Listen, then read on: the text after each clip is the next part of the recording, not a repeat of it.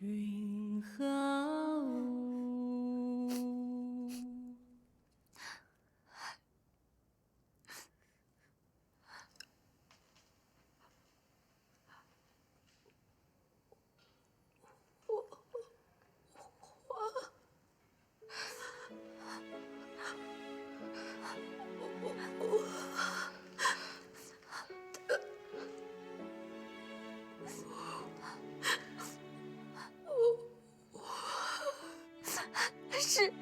我是你的火花，我来了，浪花和烟花也都会来，所以你不可以放弃，你不可以投降，你不可以对我们3朵小花失信。我们打过勾勾，盖过章的，你知道吗？自从我来到法国，这一路找寻你的过程中，把自己弄得满身伤痕，可是我还是没有放弃，我一直在找你，一直没有放弃。我现在终于找到你了，我受再多的伤我也无所谓，只要你活着，只要你活着。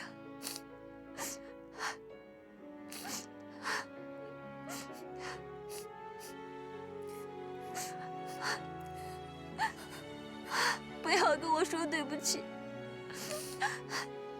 你没有对不起我们，你不要失信于自己，你只要坚守自己的信念，接受你给我们的信念就好了。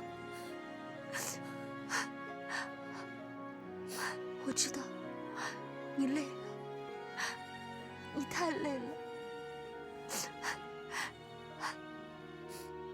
记得以前每当我睡不着觉，或者是做噩梦，或者是太累了的时候，你都会唱歌哄我睡觉。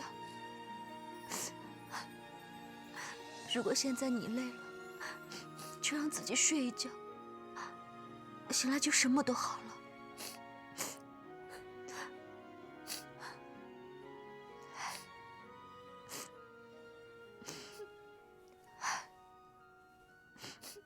记得当时年纪小，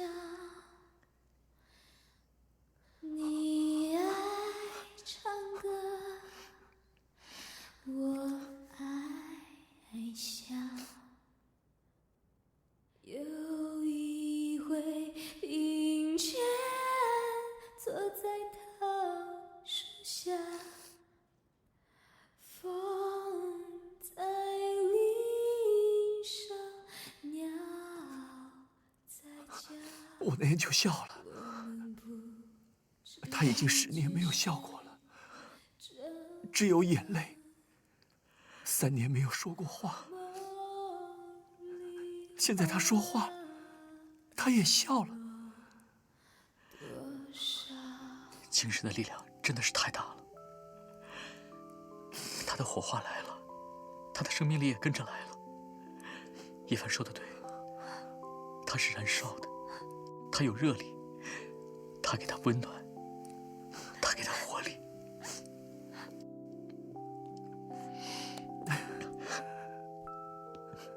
安卓小姐该去做康复练习了。等一下，再等一下。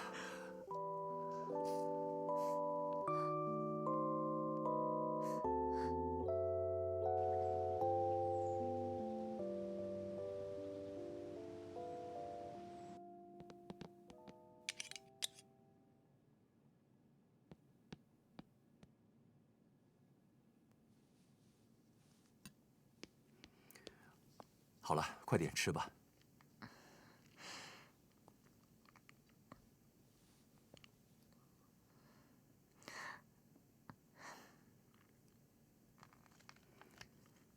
叶帆，经过今天病房里的一切，我也终于了解火花对雪花的爱，还有你为什么变成黑天使。由于你的误解，你把我的学校弄得乌烟瘴气，把我的生活弄得乱七八糟。不过即使如此，我现在也没有办法把你当成囚犯，只能把你当成贵宾。我真的很高兴你会这么说，是囚犯还是贵宾都不重要，只要能唤起雪花的生存意志，这比一切都重要。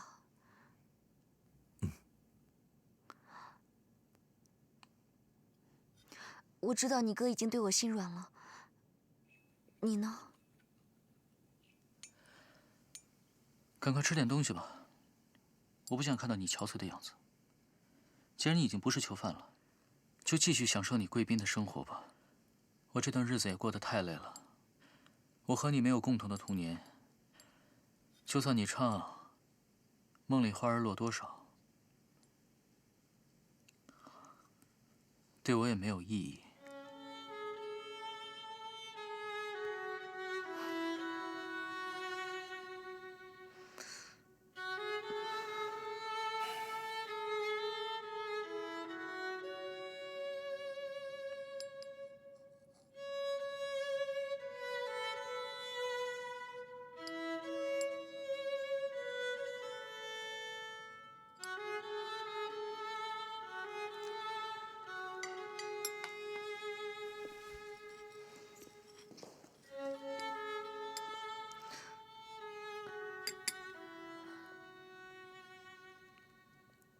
让我来。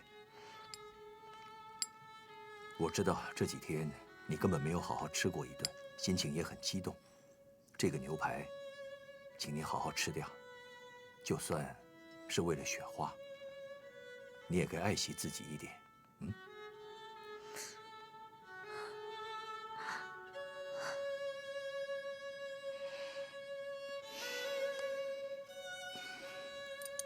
吃吧。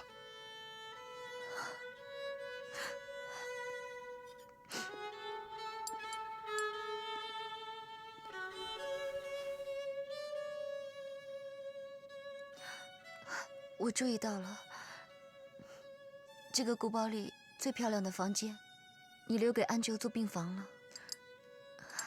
在里面还彩绘着白云和天使，让他一觉醒来，就可以看到安九在云里飞。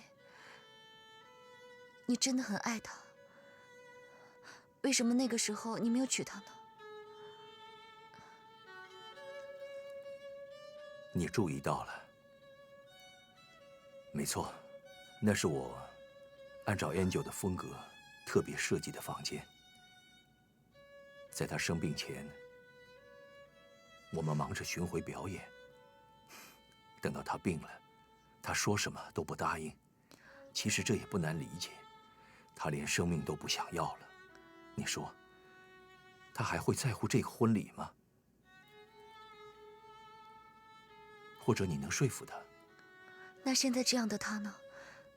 你会愿意娶她吗？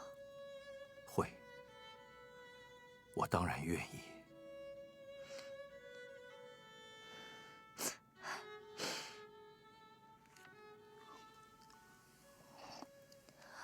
齐飞，你哥比你懂感情，他比你强太多了。好像没多久前，你还把我哥骂得一文不值。有些人是从误会到了解，有些人却从了解到误会。这一切我全部都经历过了。对不起，我真的没胃口。跟雪花的见面耗尽了我所有的精力和体力，我回去休息了。站住！快回去。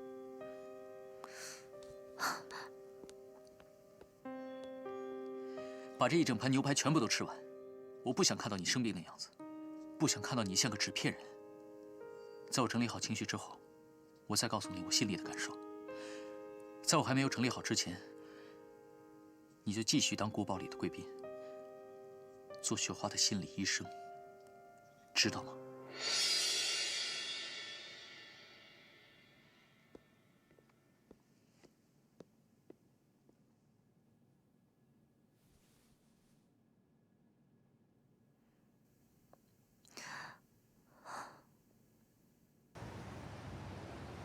只要把五福纺织这件事情解决好，欧洲这批货就没有什么太大的问题。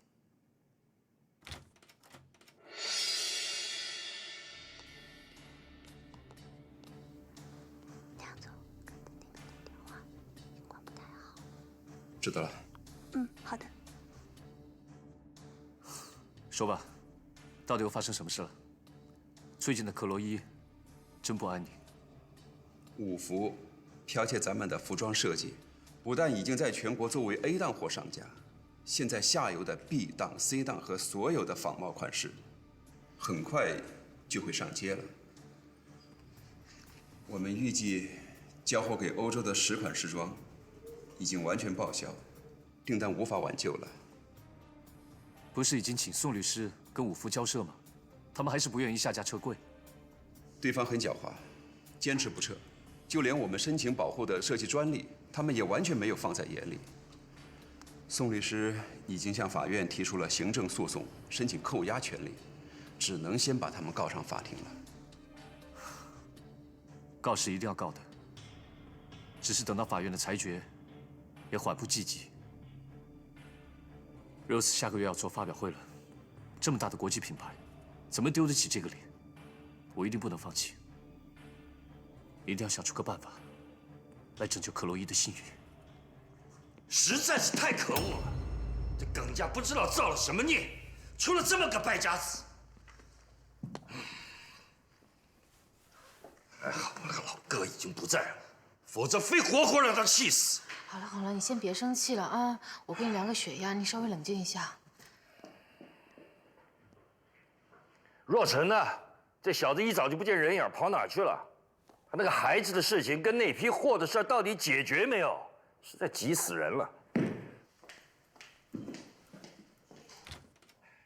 爸，我回来了。你回来了？我来亲自向你报告。我今天跟季海霞通了电话，她指天誓日地告诉我，孩子绝对不是我的。这件事情已经解决了。确定没有任何后顾之忧？以季海霞的个性，如果孩子真的是我的，她不会放过我的。那倒也是。那总算是有一件事情已经解决了。欧洲方面的事情怎么样啊？五福纺织态度还是很强硬，他们坚持不把服装下架。宋律师已经向法院提出行政诉讼的扣押。欧洲方面，马克已经跟买主交涉了，但是我觉得目前的状况，靠山靠海不如靠自己，所以我决定主动出击，直接面对买主，速战速决。那你已经有解决的方案了？没错，我不想再被钳制了。像我们这么大的公司，不应该再被那些不入流的公司绑架。现在时间很宝贵，我必须借你的特别护士，去执行一项特别任务。特别任务，我？是啊，就是你。跟我走吧，爸。如果成功的话，我很想回来跟你喝一杯。哎，你给我讲清楚啊！哎，我还没答应你，海华是我的人，什么特别任务啊？爸，海华是我的人，不是你的人。哎，你这个混账东西，你挖墙脚挖到你老子头上来了！给我回来！喂！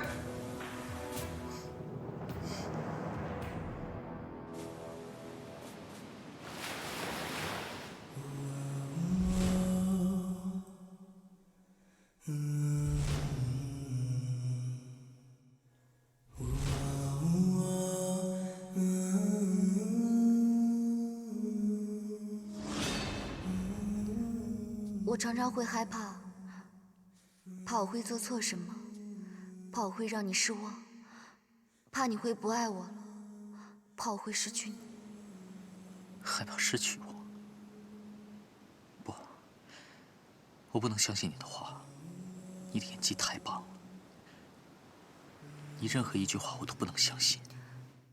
我是枯叶蝶，飞到这儿，停在你那张白纸上，留下了一点点影子。如果我扑扑翅膀飞走了，就连一点点影子都没有了。原来你时时刻刻都在暗示我，你终究会离我而去。我爱你，真的很爱很爱你的。你到底哪一句是真的，哪一句是假的？你从头就开始设计我，为什么我现在还想着你，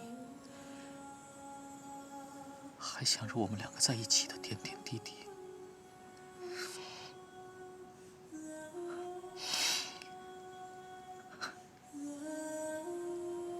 我不要，我不要再想你，我要把你忘得干干净净的。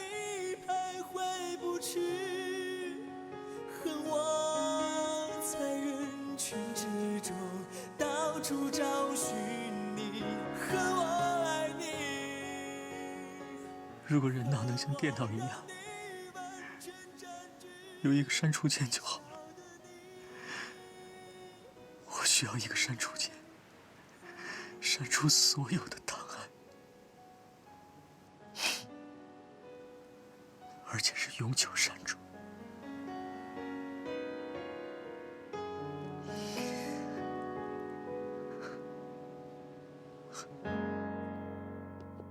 尽量让他情绪保持稳定。好的。他怎么了？他睡得很少，情绪一直在亢奋中，一早就醒了，非常不安定。你自己看看吧。Angel， 你要跟我说什么？慢一点，慢一点。你说太快，我听不清楚。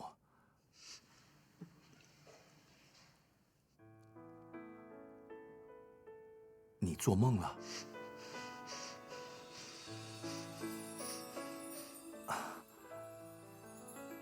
梦到你的火花了？不，那并不是做梦，那全是真的。昨天你的火花就在你身前，抱着你哭，跟你说了好多话。你没有做梦，那不是幻想，一切都是真实的。你的火花找到你了，你不能相信，想再见他？好。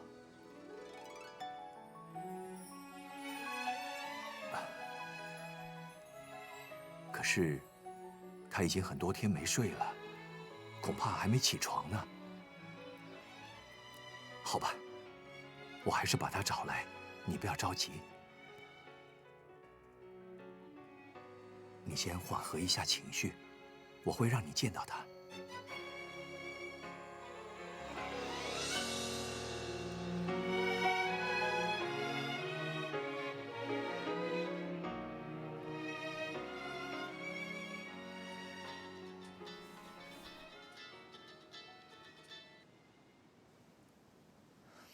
哦，齐飞，早。起床了吗？这么早又发生什么事了吗？我已经完全没有力气接招了。啊，是这样的，你去把叶凡从床上叫起来。没办法，Angel兴奋得很，一直认为昨天跟叶凡的见面是场梦，他要马上再看到他，证实那不是幻想。现在？马上？嗯，对，就是现在，马上，交给你办。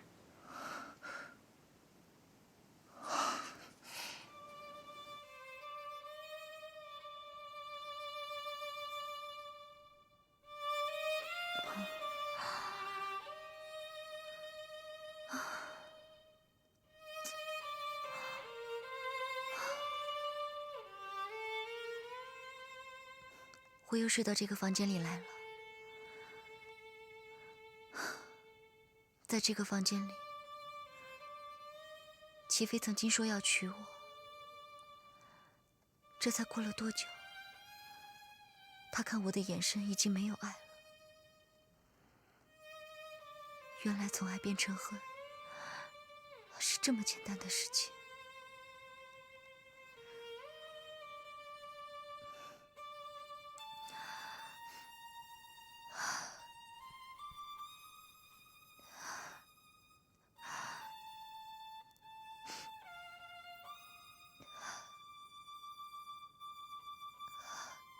可是我找到雪花了，活着的雪花。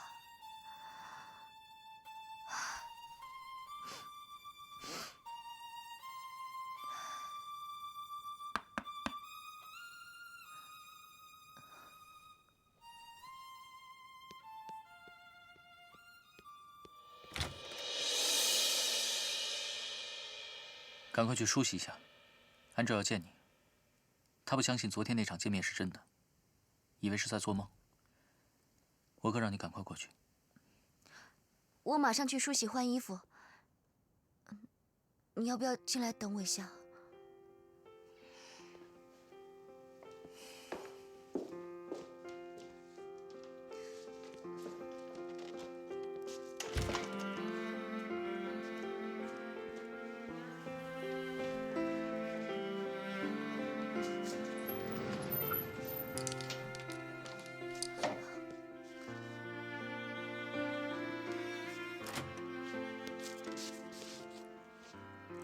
可惜，你没让贝斯把我的小提琴拿过来。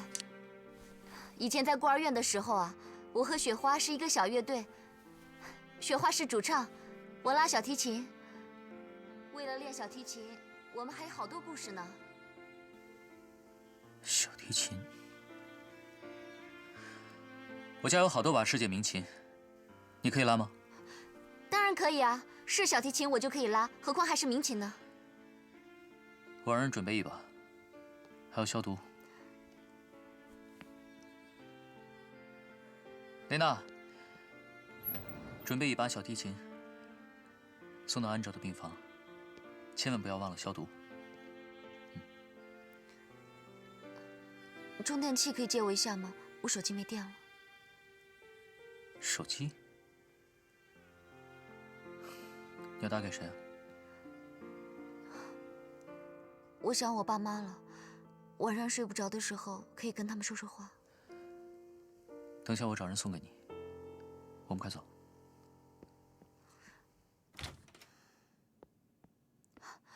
齐飞，你情绪整理好了吗？大概差不多了。整理出什么结果了？不是你想听的结果。我觉得你没有想清楚。我们先别说我们的事了，先把所有心思放在雪花身上吧。你最好如此。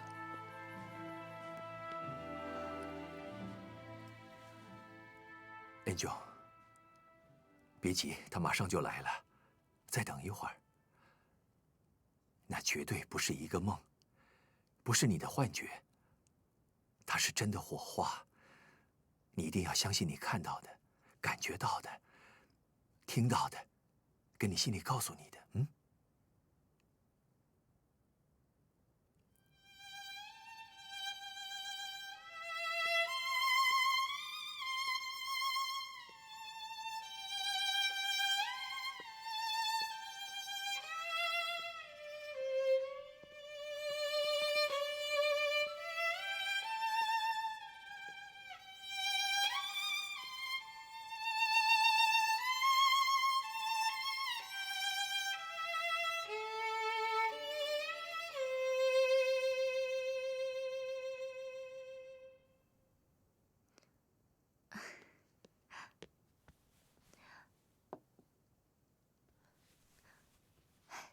雪花，你还记得那次吗？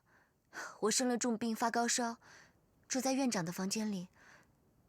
你整晚都在照顾我。当我昏昏沉沉醒来的时候，听到你在对我说：“火花，请你不要死，你一定不要死，请你不要死。”后来你还唱歌安慰我，你记得吗？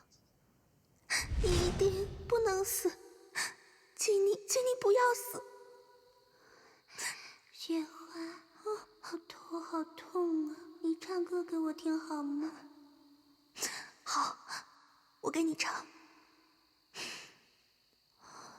记得当时年纪小，你爱唱歌，我爱笑。有一回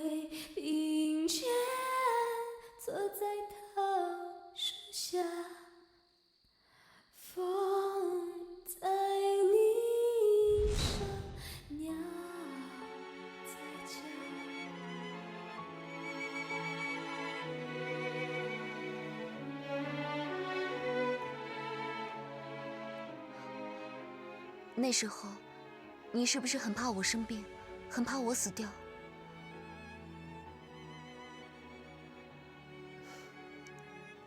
你知道吗？现在我就和那时候的你一样，好怕你生病，好怕你死。我要我的雪花回到我的身边来。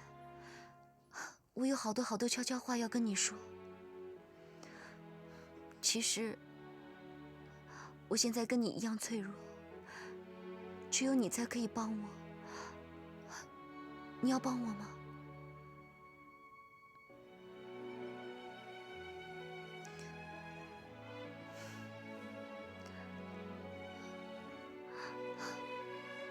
我失恋了。那个我一生中唯一爱过的男孩，他不爱我了。雪花，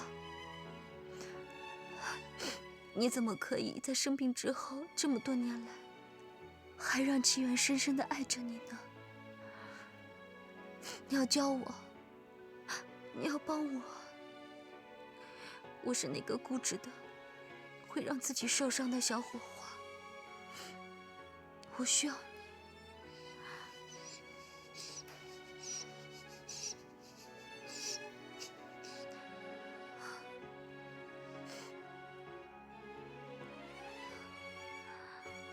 所以你不能死，你要好好活着。你要活着帮助我，帮助那个爱着你、为你心痛，可是却束手无策的齐远。如果你一心要死的话，不是他自私，是你自私啊！当有人这么深深的爱着你的时候，你没有权利去死啊！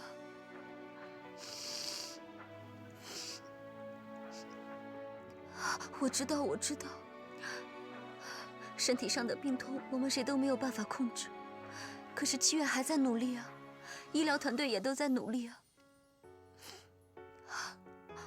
我不管，反正你是我们的雪花，你是我们的支柱。我不知道浪花和烟花有没有什么困难，最起码我有，帮助我。其实老实跟你说，我也常常很想死，因为活着会心痛，常常会痛到让我觉得不如死了算了。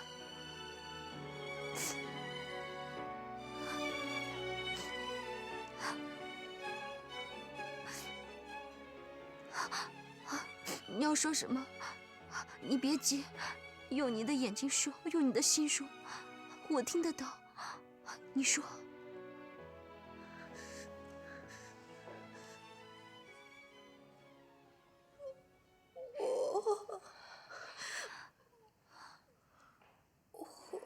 我会努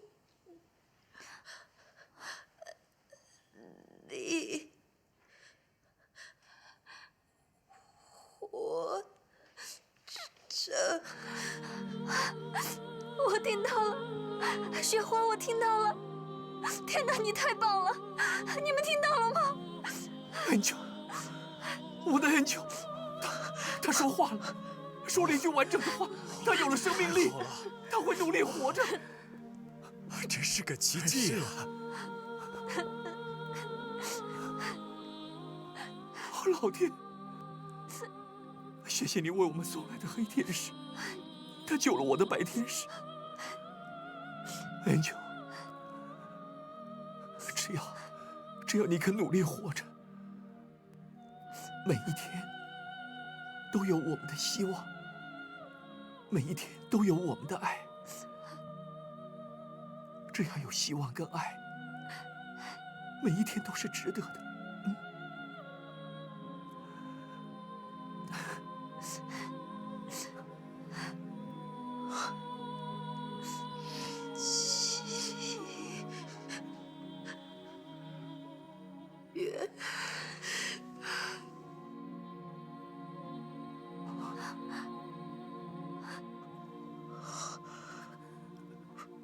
求。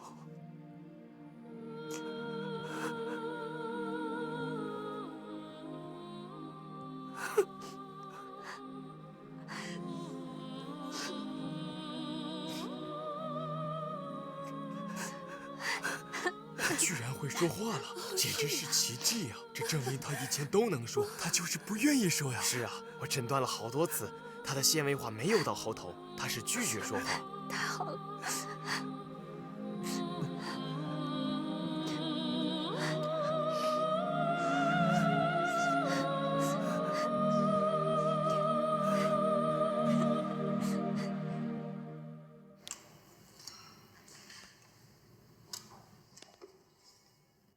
梁总，欧洲视讯的线路都已经测试过了，是不是马上开始？哦，好，你去吧。若晨，该准备的都已经准备好了，一切就看你这招灵不灵了。我一定不会被耿培忠打垮的。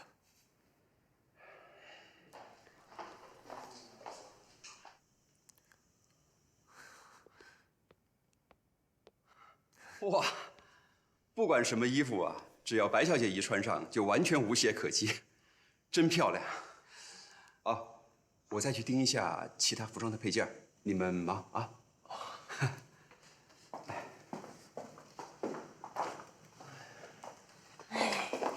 就这么临时让我来公司，也不跟我说一下，让我又化妆又弄头的，现在完全搞不清楚状况。你用我当模特儿，你确定吗？我确定。你不知道我钟点费很贵的吗？我当然知道啊，你是我们耿家的专属模特，世间少有，稀有珍贵。在我的心里啊，你是无价的。干嘛？想用无价2个字灌我迷魂汤，然后赖账啊？你不知道我还生你气呢吗？好，不生气啊。等我们把这件事忙完了，你要怎么清算我，我都随便你。海华，我们不要因为那件小事来影响我们，好吗？你觉得那是小事吗？我怎么觉得很严重呢？说真的，那个小孩儿，他到底是不是你的孩子啊？你打电话真的确认过了吗？而且我都不知道，你居然会有他的电话。这个电话是打听来的。好了，不要谈这件事了。我真的很不想提起那个人。海华，在我心里，你一直是我的小太阳，时时刻刻的温暖我，给我力量。我希望这一次，你可以用你的气质来衬托我的作品，用你的美丽还有魅力来说服欧洲的客户。可是，我都不是专业的模特，我也不会走台步，我能行吗？相信我，也相信你自己，你绝对可以的。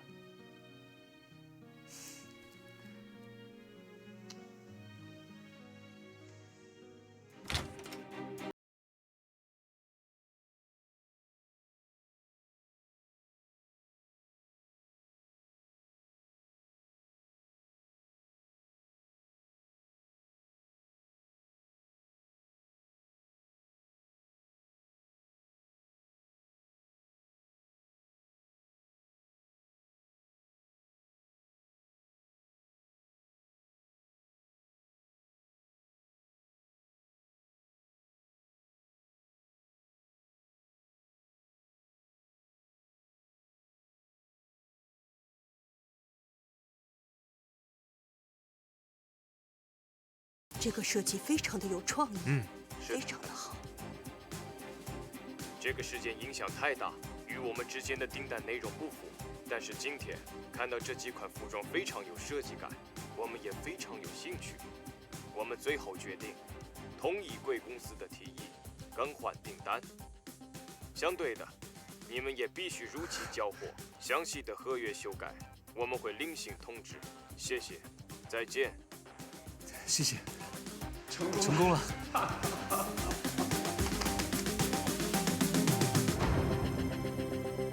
们同意了吗？他们同意了。是啊，我们成功了。你成功了，你成功的说服他们了。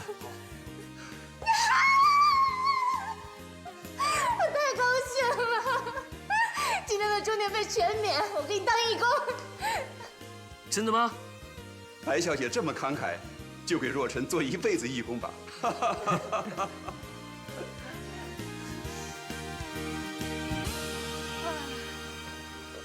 我又没有欧洲的朋友可以帮你找雪花，不像那个韩丽，几通电话，一个光碟片就把你感动得要死。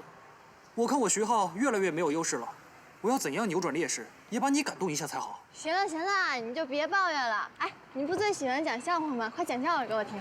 笑话？啊？我哪还有笑话？我又不是处长，又不是科长，我只是个小小的所长。所长？你什么时候我老所长啊？马桶归我修，水管归我修，灯泡也归我修，我就是厕所的所长。对不起，对不起，徐浩，我觉得你这样最可爱了，你知道吗？是啊。哎，我有个问题想问你，为什么，你不想去公关部，一直在谷物科呢？你觉得总务科特别好吗？你想当一辈子的总务啊？谁说的？谁不想往上爬？只不过我看透了一些上班族的悲哀，对这些争权夺利的事啊，本人是不屑的。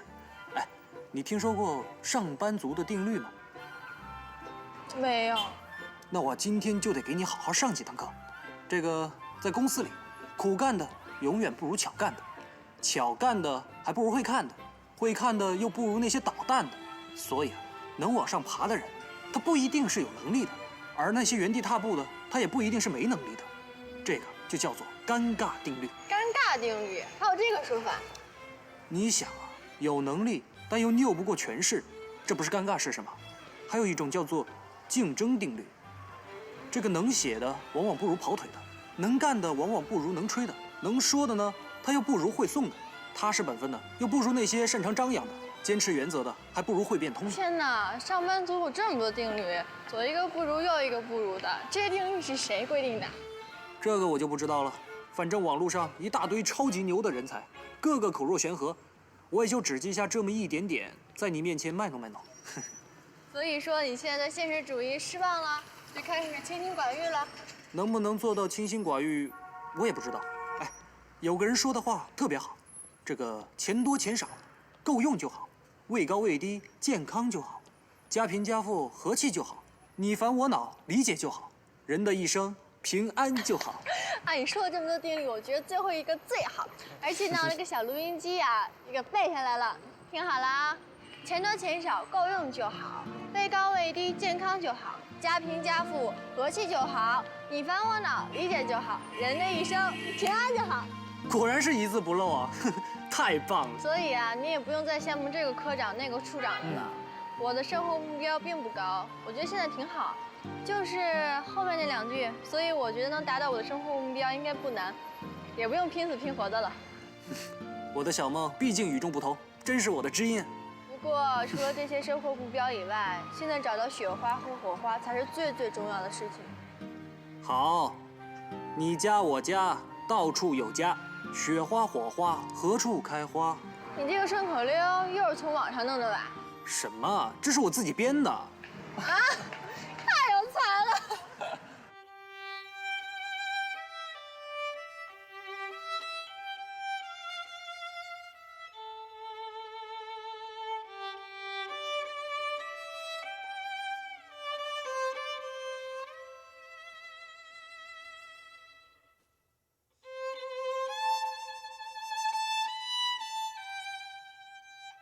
我可以坐这儿吗？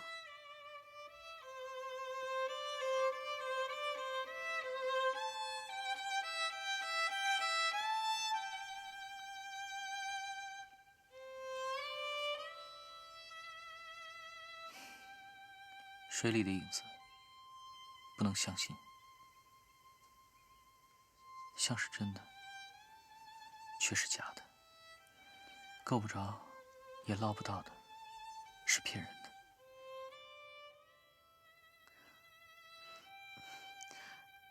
可是，水里的影子也必须要有真实的东西才能倒映出来。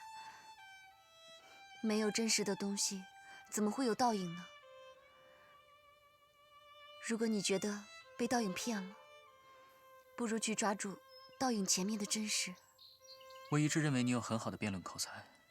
上次在读书会的时候，你侃侃而谈，把我们一大堆人都讽刺到家了。那一天，你故意挑逗我的吗？不谈这个事情可不可以？我在整理我的情绪，我会想起每一件事情。马上回答我，你是来挑逗我的吗？